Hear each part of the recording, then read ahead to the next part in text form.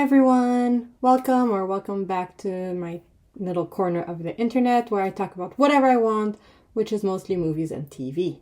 And today I'm going to talk about Elves, the Danish Netflix original show.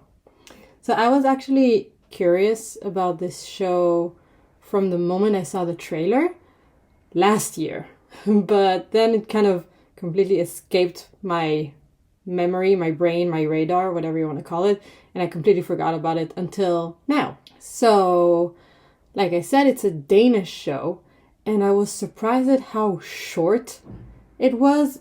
I'm talking about 6 episodes, each spanning 20 to 25 minutes. I have genuinely no idea why it wasn't simply a movie. But yeah, let's talk about it. So, the story is this. Josephine and her family are traveling to Ormond, a beautiful island off the coast of Denmark, for a Yule, aka Christmas vacation. What seems to be an idyllic getaway soon turns horrifying with the discovery of carnivorous elves. Ah! Okay, cool. So it's a mix of dark fantasy and folklore with horror, and the setting was definitely horror movie appropriate. The Scandinavian scenery always has this really dark, eerie vibe to it, and everything looked pretty ominous and gloomy, even though it was basically a beautiful foresty, making up new words as we go along, foresty island, and the constant fog and gray skies, it makes everything look pretty bleak. There was also this huge reliance on jump scares, which is not ideal, but you can also see them a mile away. Kind of unnecessary, but I guess if you're, have these babies, no, I'm just kidding. They don't look like that in the movie. But yeah, if gonna have elves, might as well go boo on us. So if we look at the characters, right? I love Josephine. She has these really strong Hagrid vibes to her. She loves animals to the point where she chooses to ignore all signs of danger, and it's pretty endearing, and you kind of want to be like, oh dear. Her brother, Casper, is also a pretty good character. They have very much of a sibling relationship. They argue, they fight, but they also very clearly care for each other and are there for each other. The parents were a bit bland. They don't really do anything. They are there to celebrate Christmas, and by God, they're going to do that. That's what they're there for. Aside from the family, we have the residents of the island. Karen, basically the matriarch and leader of the place. She's quite unpleasant throughout, and then takes an even darker turn towards the end. She's willing to do whatever it takes to keep the status quo on the island and to appease the elves. Then there's Liv, Karen's granddaughter, and she was born and raised on the island. It's basically all she knows.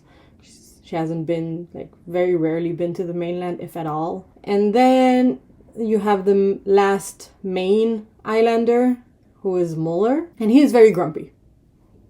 That's about it. I have to sneeze. Bless me. Okay.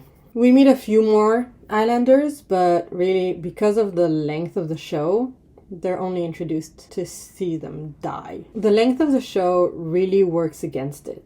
There's hardly any time to get to know anyone, so every character goes from 0 to 100 in seconds. If every episode was a little bit longer, we would have had more time to get to know everyone, but we don't get that. So it's very, very compact to its detriment. On the other hand, we have the design of the baby elf, which I think is perfect.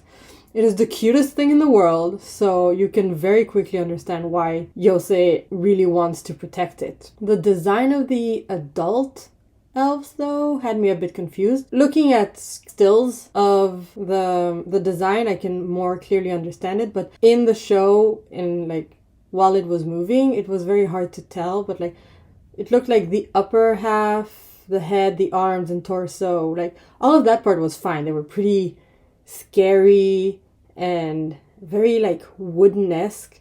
You could very much see how it goes from baby elf to adult elf. Like there was a very, very clear connection. So like you could find the cuteness. My issue was from the torso down, because the show focused so much on showing us the elves coming out from the ground that many times it just looked like they didn't have legs. But they were also pretty fast, so it was just very awkward looking. Looking at stills, you can see that they have these stumps. So again, like, I don't know, something is like incomplete in their design, I feel. Now, let's go a little bit into spoiler territory and just talk about the end. Once I'm done, like, I'll just put a time code here for when I'm done so that you can come back and we can wrap this up. So my issue is like I struggle with understanding the point of the show. What I mean by that is Kiko, right, the baby elf, is clearly attached to Yose. They help each other out throughout the show, but at no point do we see it Kiko. Do we see it standing up to the older elves and somehow explaining to them that Yose is good, that she should not be harmed. Kiko always seems to help when no one else is around, so the humans don't get to see the bond between them, and neither do the other elves. And on top of that, there's the fact that Yose seems to refuse to understand that Kiko is better off with its own kind. Until the very end, she still tries to take Kiko with her. And of course, we get that cliffhanger of Kiko under the car as they leave the island on the ferry. So why, like, I'm not looking for a moral to the story, but I'm looking for a point. Like, nothing actually happens. It's just destruction and death. And then, like, what?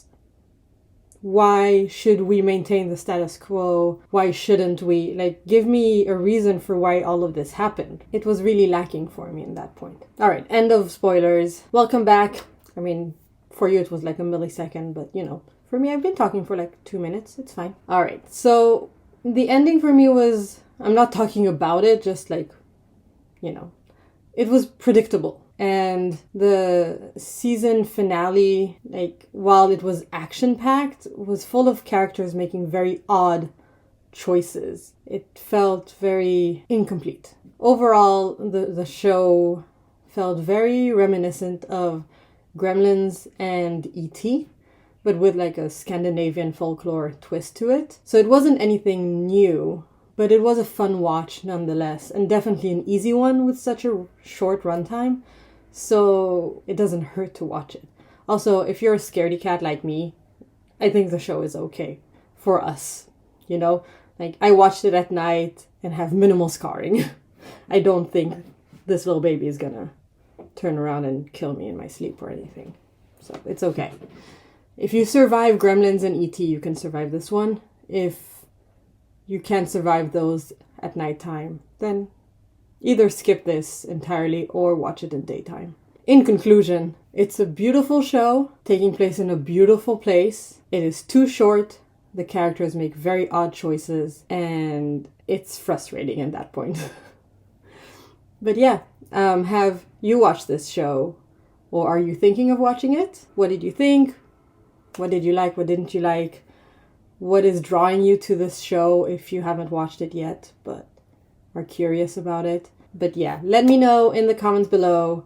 And please like, subscribe, do all the YouTubey things. And I'll see you next time.